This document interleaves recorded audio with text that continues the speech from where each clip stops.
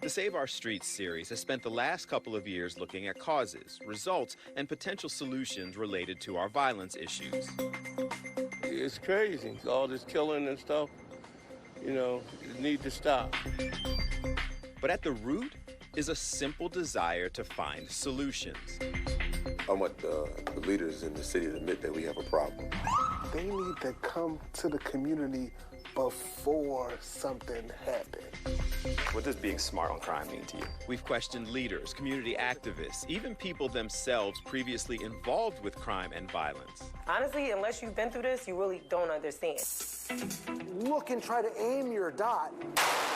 But it often comes back to what we as individuals do to protect ourselves. Nice and smooth on your trigger press. For the next 30 minutes, let's explore some of the answers we got when we asked, how are you helping to protect yourself and your community? From victims of violence and community leaders creating art and taking it into the schools, prisons, and community centers to show people what their actions are doing. But most importantly, each other. And I think that's why it's so successful, because friendships and families are built, because it's like an unspoken pain. And then holster up the gun. To people who have decided that responsibly arming themselves may be their best way to protect their loved ones. A responsible gun owner doesn't just buy a gun and automatically know. It takes skill, it takes practice. To technology. We're doing about 1,500 patrols a week. Being deployed across the country to provide eyes and ears where authorities can't. That officer or the security guard's able to see in real time what's going on. They can also speak through the robot. So it gives them kind of that barrier to making more intelligent decisions, particularly in life-threatening situations. All potential solutions are on the table. This is Save Our Streets, protecting ourselves. What, if anything, can we do to make our communities safer? It's a constant question that we've been asking for nearly 2 years with too many answers to count. I'm Bill Anderson, and this time we decided to take a different approach and look at innovative and perhaps controversial ways that people are protecting themselves and their communities. So let's start with a couple who decided to not only arm themselves, but teach others in inner cities to do the same. In the likelihood of a situation where someone's breaking into your home, if that happens, you will be your family's first responder. The police will not be able to get there in time. I'm not saying that you would have to discharge your firearm at that time, but you will have to be that one that will have to stand in the gap to protect your family. So let's go. Safety first. We met up with Carice and Jarrell Crew at a local firing range and gun store. You already have some rounds in there? They're a bit of an unusual phenomenon. We're loading our fire, we're charging our magazines, we're loading our firearms. We're gonna make sure we keep that firearm pointed down range. Breaking down stereotypes. African American, inner city, proud gun owners who believe that gun ownership makes us safer in today's society. Then I was actually robbed about 10 feet from the police station a few years back. And when that happened, it was by two men that I asked to help me jumpstart my vehicle. They helped me jumpstart my car, but they also robbed me. Took my things out of my car. Luckily, they didn't hurt me, stick me up or anything like that. That was when they decided to get her a legal permit to carry a firearm. But it was another situation at the airport that got them more involved in education and training. Fast forward, we're in the TSA pre-check line. We have our TSA cred. Go through the TSA check. The lady is like, ma'am, you have to stop. And I'm like, oh, it must be water. And I looked at my husband. I'm like, oh, that's water on my laptop. It's fine. And she looked at me, and she pointed on the screen. She said, no, gun. Hours locked up and thousands of dollars in lawyer fees. And later they realized that even legally carrying a firearm was a huge responsibility, and that's when their organization of largely African-American gun owners was created. Well, it's the National African American Gun Association, and it has chapters all over the United States. And it's just a great organization coming together to empower people of color to learn about firearm safety. We're not looking to hurt anyone. We just want to be able to go home safely. That's all. Being good, law-abiding citizens. Jarrell is now a licensed firearm instructor, and together they train, break down stereotypes, and have established a community of support for people who believe that firearms are a way to protect themselves and their families. Nine shots? That gun talk was started around the issues of firearms. Let's talk about these things that we don't really talk about in the community. We see a lot of wrong handling in the community, but let's talk about the safety things about firearms in the community. So, that gun talk. They view themselves as helping people to fully understand what it means to own and carry a gun. So when you're owning a gun, you need to understand those rules, regulations, and the ramifications, where you can go, where you can't go, how to use, where to use, and you really need to understand situational awareness. Because people think that I can go buy a firearm and I'm good. And quite honestly, that's not correct. That is not correct. You actually will be in worse shape if you don't try to get some type of a training. All right, so let's get in position. Training on when you can legally protect yourself. If you see something, avoid the situation. You don't just want to pull your firearm out for anything. You really need to understand the ramifications behind it. The potential consequences of your decisions, legal and otherwise. There's things you will face if you do the wrong thing. There's attorneys you'll have to face if you're doing the wrong thing. There's possible jail time you'll have to face. And living with the consequences of taking someone's life. Those things we take dearly. It's not a game. We don't do this as a sport or as for fun. It's not a game. And how in the divisive gun culture society, every action is closely scrutinized and potentially tragic. A young child lost her life because her cousin found a firearm and she accidentally discharged. Those are the things that hurt us as a community. And we don't want those things to continue to happen, so we're going to continue to push training. Send a slide forward. Obviously, firearm ownership is a personal decision, but Jarrell and Carice hope that if you make it, you'll understand that there are responsible people eager to provide the training you need to be part of their growing, law-abiding community. We have like 170 members now from all professions of life. Doctors, lawyers, teachers. A lot of people who you think would not touch a gun are being responsible. Good work. And are carrying and doing the right things. Again, we don't go out looking for trouble. That's not what we do. We just want to go home safe.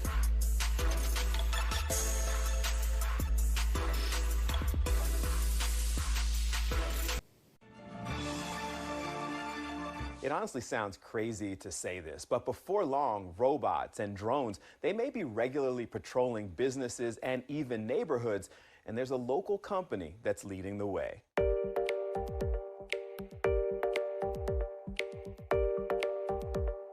We leverage robots, both aerial drones and robotic dogs, to help provide novel automated ways to give eyes on to what's going on in the facility, and kind of give them more alerts to things that are going on in potential dangerous situations. Yes, I do understand that the techie speak might go over a lot of our heads, mine included, but essentially Asalon is a locally based company that's using robot dogs and drones to protect people and property. We're essentially running patrols, hourly patrols across the country for a variety of customer sites. Then the robots are able to stream their analytics, the real-time video, everything to our customers in real time, so they have real situational awareness outside of their facilities as to what's going on, what may be potential threat. Yes, it looks like an episode of a science fiction show when you stop by their headquarters, but make no mistake, the ways they're helping businesses, the government, and communities, they're very real. We call it the 3Ds, the dull, the dirty, and the dangerous tasks that humans typically have to do. But they're purely out there to see what's going on, provide that kind of early warning, and keep people out of harm's way. And very useful. Police officer or someone thought there was a threat down an alley or something? Yep, Is that how exactly, yeah. So we can essentially send the robot down, that officer or the security guard's able to see in real time what's going on. They can also speak through the robot.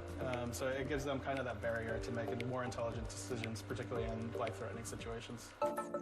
And although the technology is pretty new and so far limited to mostly business and government contracts, they advance every day into new areas. You know, over time, we're going to build in new analytics, new sensors, new devices. You know, we're working through things like, I mean, even drug detection and gunpowder detection. As they grow into more public areas, there's the police, K through 12, collegiate, those sort of devices where, environments where, you know, robots could be used to help in a variety of situations.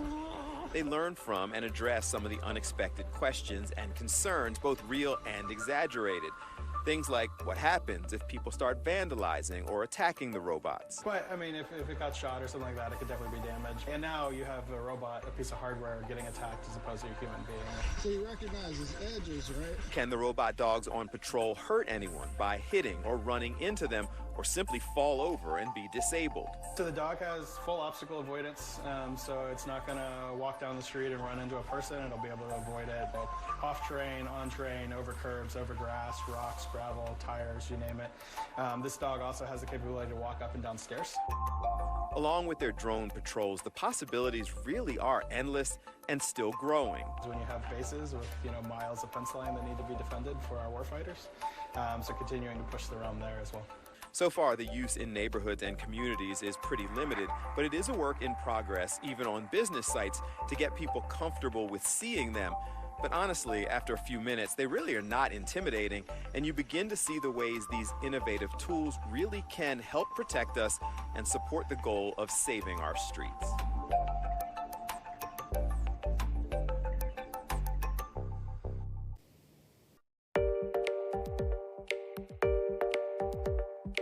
The gun debate and Second Amendment discussion always comes with controversy, but a new range on the main line, owned by a former state trooper, is trying to change that. April, we had our grand opening in April this year. We're a new company. I was a former state trooper. I retired a year ago. Earlier, you heard from the Crew family, talking about gun safety from the community perspective. We met them at Mainline Armory, a new gun range where owner and former state trooper Greg Butler has a similar mindset, but from a different perspective. I appreciate responsible gun owners. Whenever I would do a traffic stop, I mean, they did the right thing. They let me know they were armed, and you know, we appreciate that. But there's also a lot of people who buy guns, don't get trained, and then wind up using it improperly.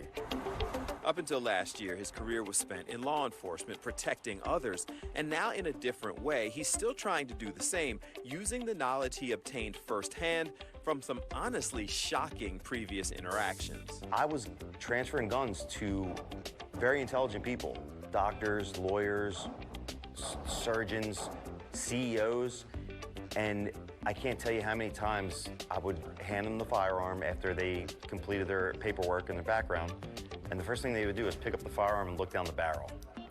And any responsible gun owner, that sends a chill down your spine. These and similar situations inspired him to do something.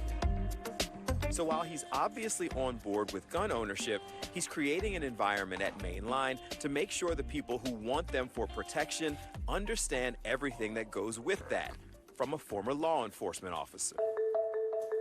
There's a saying, a good guy with a gun's better than a bad guy with a gun. That's not always the case, because if you don't train, okay, if you don't know what you're shooting at and what's beyond it, and you know the firearm safety rules, you can hurt someone just as much as a bad guy can. His new facility is nothing like what people stereotypically expect. It's bright, it's clean, has a cigar lounge and VIP area. It hosts ladies' nights. Actor High, ready? We teamed up with this phenomenal female trainer, and we have a whole curriculum of female classes, and they get full almost immediately, because women want to learn, but they never felt comfortable because all the ranges are intimidating. Tourniquets. They have non-lethal products and life-saving products, because ultimately, that's supposed to be the goal. So again, firearm is last resort. Target focus, both eyes open. There's a lot of non-lethal options out there. We carry mace. That might be all you need to stop the threat. As a police officer, you know, your use of force, it's to stop a threat. Whatever that level is, to meet it. Don't exceed it. As a former law enforcement officer, Greg Butler understands the concept of protecting ourselves and hopes that Mainline Armory and all the services they offer can be one more way to accomplish that goal. You just saw that there's an opportunity. There's people who want to learn, and that's the misconception. The people think that people just want to buy guns and go shooting in the air and going crazy. No, people want to buy it and they want to learn, but there was nowhere to do it.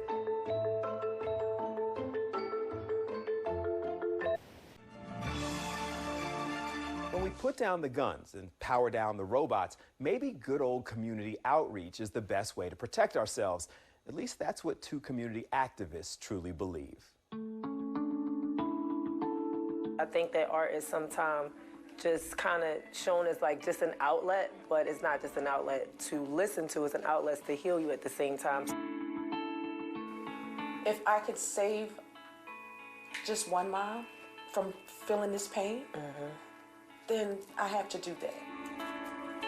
We've heard about protecting ourselves with weapons and robots, but Zarina Lomax and Danielle Shaw Oglesby, they have a different approach. They want to protect us with love and compassion. So the epilogues, we basically tell the stories of slain victims and survivors through fashion, music, and art. We started in 2018 after her daughter Dominique Oglesby. She was murdered March 18, 2018. The Epilogues is an outreach and support program inspired by the murder of Danielle's daughter and Zarina's longtime friend, using art and outreach to heal. So I wanted to just take the things about Philadelphia, fashion, music, art, put it in a way to give it back. And we've been doing so for 5 years. We're in 5 cities now. We give 1 free portrait per family. We connect them to art therapy, mental health resources, but most importantly, each other. They both have been through personal trauma themselves, obviously the loss of a daughter and friend, but Zarina's father is currently incarcerated for murder. They know the pain that many face, and so they know what many lack. The first thing I say when I come into a school and I stand in front of these children is I tell them that I love them. Because I feel like it's missing. Some of these kids don't get that. Some kids don't get a hug. They don't get a kiss. Their parents don't wake up in the morning to see them off to school, even to make sure that they get to school.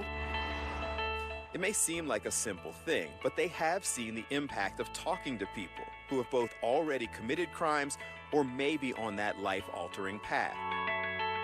So when you show them, like, listen, this is what it is, this is what they've been through, but these families still love you. They know you pulling the triggers, but they coming up here, so your mother doesn't go through this, you can't not remember that. So I've watched it work numerous times. In a lot of ways, this type of community protection, it takes more strength than arming up or hiring security. I'm angry, and I might not look it, because I wear a mask. I have a mask for every day. So I'm angry. I'm not going to allow you to take all of my peace, all of my happiness, everything that I know. I can't allow you to take that. Society paints this thing that if you are in touch with your emotions, you're soft, you're corny. It's actually a strength. And that strength is the foundation of the Epilogues.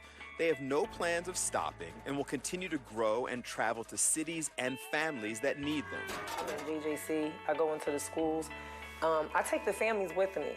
I make it very clear by bringing the mother or the father or a loved one of this person on this canvas that this is where you can put a person when you pull the trigger, and this is what you do to a person, or this is what you'll do to your own family because they can shoot back. So reach out to them if you need help or you want to join them in helping others. One more creative and necessary way that we can protect ourselves and our communities. If one person, if it's only one person in the room, that one person is going to go home and talk to one person, and that one person is going to talk to somebody, and it's going to keep on going.